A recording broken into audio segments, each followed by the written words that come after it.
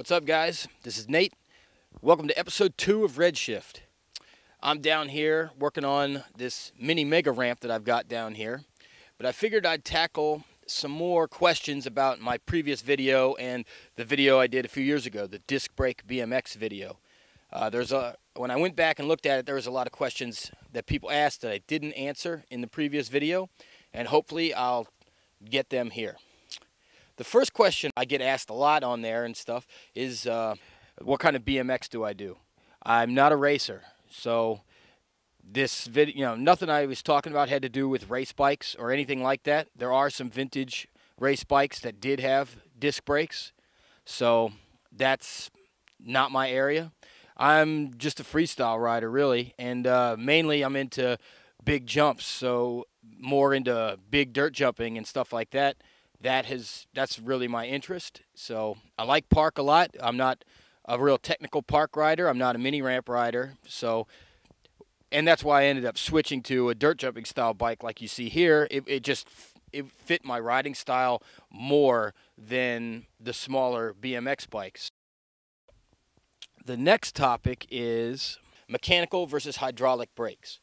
And like I said, I didn't go through with the BMX bike thing, but my dirt jumping bike here, I've experimented, and I do park riding, street riding, all that stuff, so this is pertinent to you and your questions.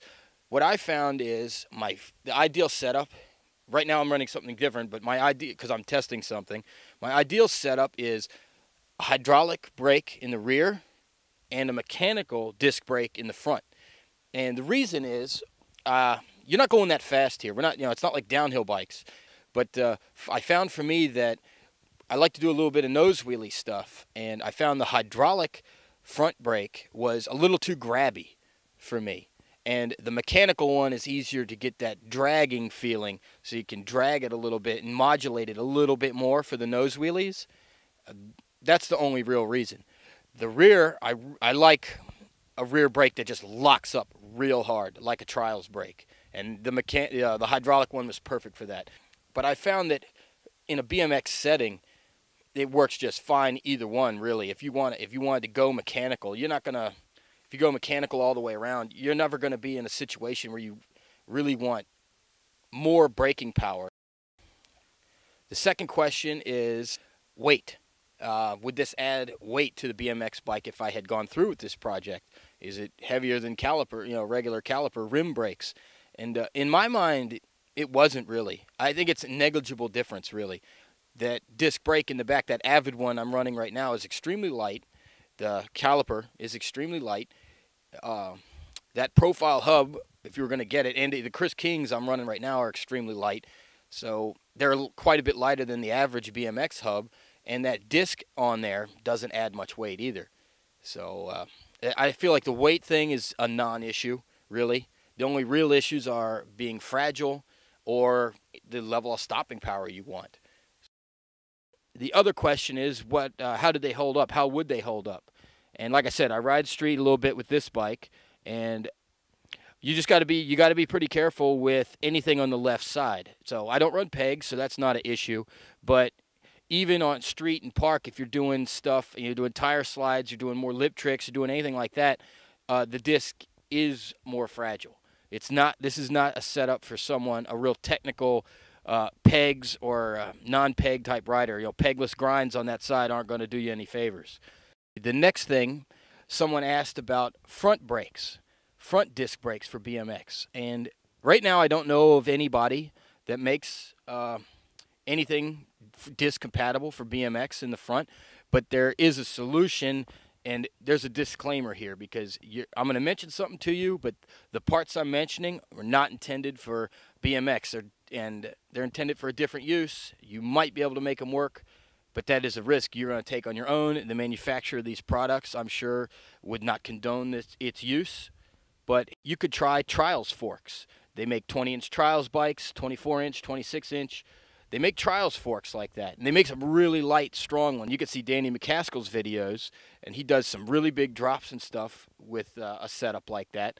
So that's something you could look into, is trials forks, and they'll bolt up to any I can't say any, I didn't research it enough, but almost any disc brake front hub.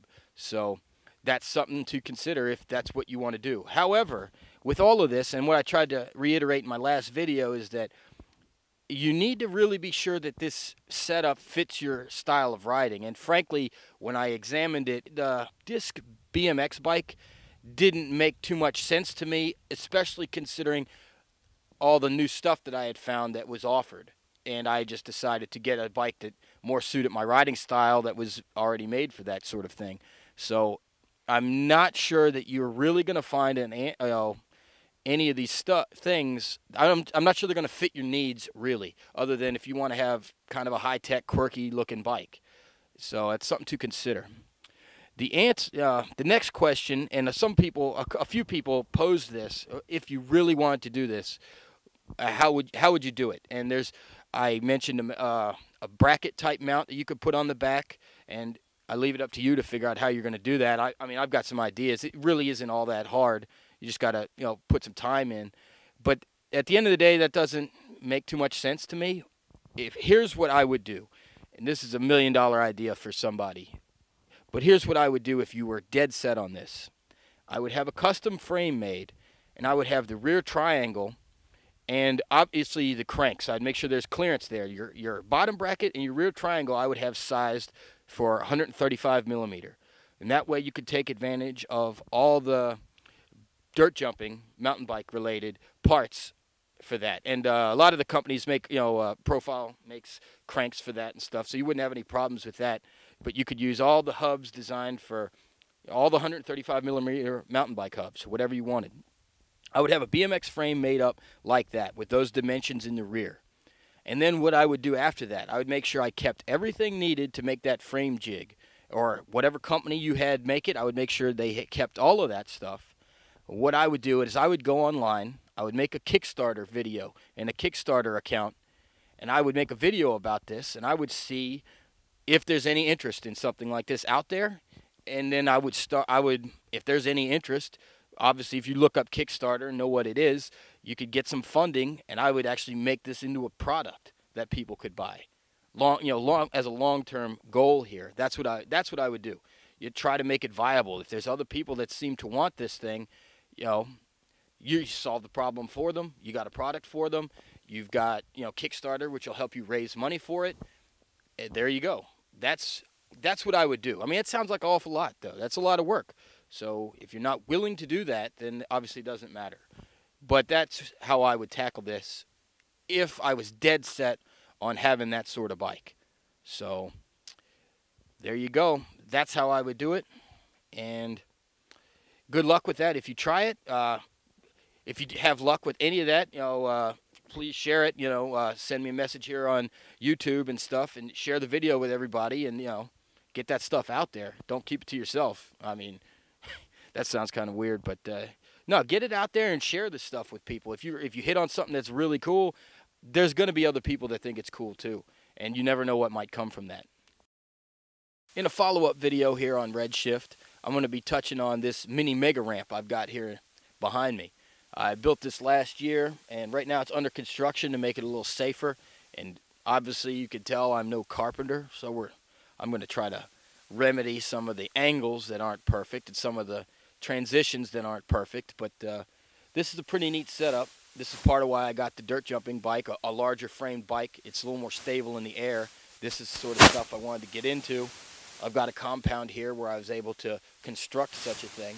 But in a future video, I'll be talking about the ups and downs of doing a big ramp project like this, and the bad parts about it. And hopefully, if you ever decide to take up a project like that, I'll be able to make it easier for you in light of the mistakes that I have made. So stay tuned for that. That's kind of a big project, so I'm not sure when that video is coming out, but stay tuned in the future for that. And stay tuned to RedShift.